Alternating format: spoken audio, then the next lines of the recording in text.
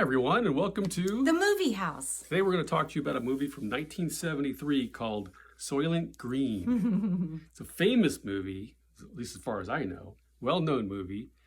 I'd never seen the whole thing before. We just sat down and watched it. I've seen clips and I've heard about it forever. Mm-hmm. How about you? What did you think?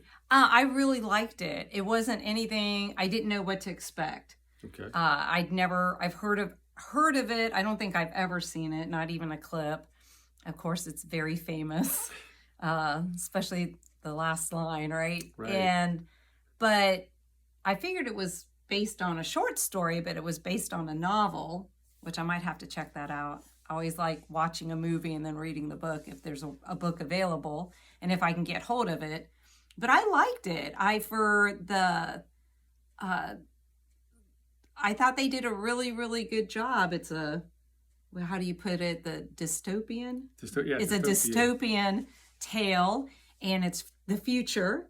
Right. Because it's 2022. Right. So, and it was done in 1973? Right. So it was pretty good. I liked it all. I liked Charlton Heston. I really loved Edward G. Robinson. Mm-hmm. He was fantastic.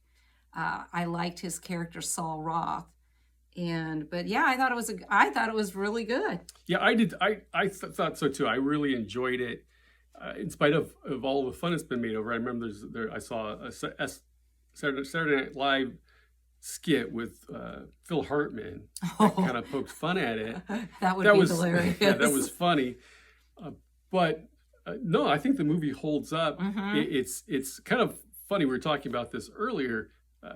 That it's made in the 70s, set in 2022, which was just last year for us. And so you've got 70s hairstyles, 70s clothing, polyester, afros, facial hair, all that stuff. Plastic, lots of plastic everywhere. Charleston wears a thing around his, what do you call it? Kerchief around his neck. Neckerchief. And yet, a lot of parallels to reality. They have people wearing masks. They got food shortages and water shortages and all these sorts of things going on that we could relate to, having come through the pandemic. So it was weird in a weird sort of way. It was weird in a weird sort of way. But it was very good. Yeah, Heston was good. Lee Taylor Young, who plays the young woman, was good. Edward G. Robinson. Cheryl. Edward G. Robinson was good. This is his last role. In fact, he died days after he shot his final scene in the movie. He had made 101 movies. Yeah, they had a party for him. And he was like, what, 80 something? Yeah, he was 79, about to turn, he would have turned 80. And he didn't look, his character, I wouldn't have thought that he was that old. I thought he looked old. Did you? Okay. Yeah, I thought he looked pretty bad. Yeah, so it's funny, we're sitting there watching, you're like, hey, he looks great. I'm thinking, oh, he looks bad. I thought he looked good. I'm with you, Eddie G. I'm with you. Yeah, it was, and he did a nice job. And I read that he was actually deaf by this point. Right. And he could only hear if somebody spoke right directly into his ear. And so he had to do several takes of every scene to kind of learn the rhythm of the other actors' speech patterns and things like that, so he could get in the right sync. And so they were very patient with him, getting him through that process. Charlton Heston brought him wine and cheeses every day to enjoy on their breaks. And Dick Van Patten, who has a very small role, in this movie, was so starstruck when he was in his scene with Edward G. Robinson that he kept saying, "Right this way, Mr. Robinson," instead of the character's name. He just couldn't get out of his head that this is Edward G. Robinson standing right next to him. So, yeah, it was a good last role for a great actor. Yes, and it's nice too because it was a good movie. Right. It wasn't a stinker. It wasn't a B movie. It wasn't a straight to video type scenario. It's a classic. It's a cult classic, and it's still spoken about today. Yeah, absolutely. I think by now everybody knows what Soylent Green. Right, and if you don't, we're not going to tell you. We won't watch tell you. The we won't movie. ruin it for you. Watch but the I movie. think if you don't know, you've been living under a rock.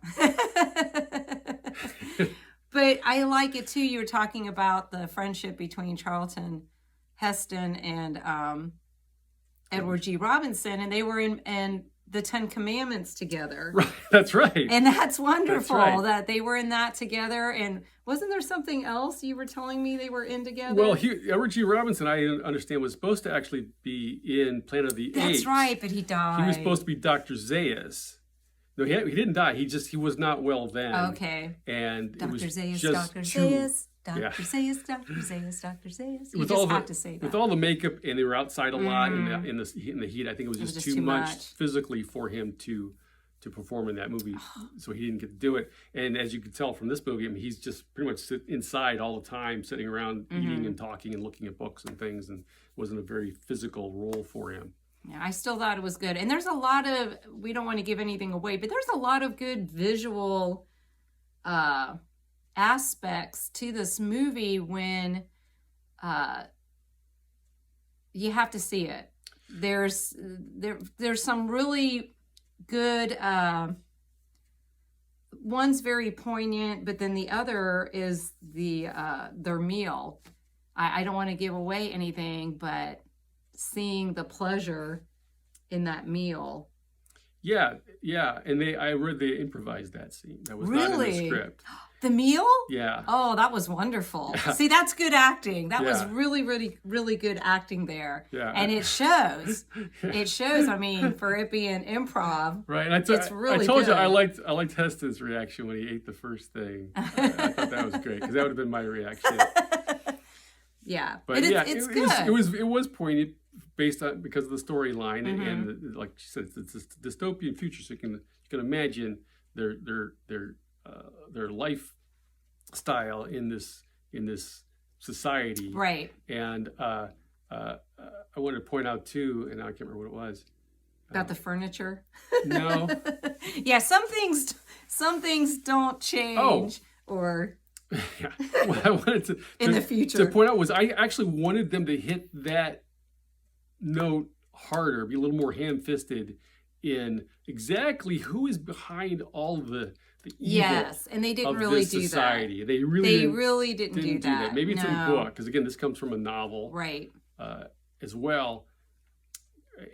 So I That's missed true. that. I was That's waiting for them to true. kind of really And they didn't. You're right. make a political point. But Yeah, they didn't. yeah, because we don't want to give it away. You have to see the movie, but you really don't know. Yeah.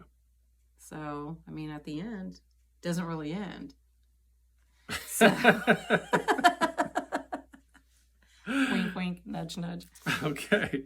So two enthusiastic thumbs up it was good. Soylent Green. We don't mean to do the thumbs up, Yeah, folks. that may be Sometimes trademarked, that's so not us. apologize. Sometimes it just comes out, but we say, yeah. We both agree that you should see this movie. Yes, absolutely. Okay, there you have it. Thanks for joining us for Soylent Green. We'll see you again next time. Bye.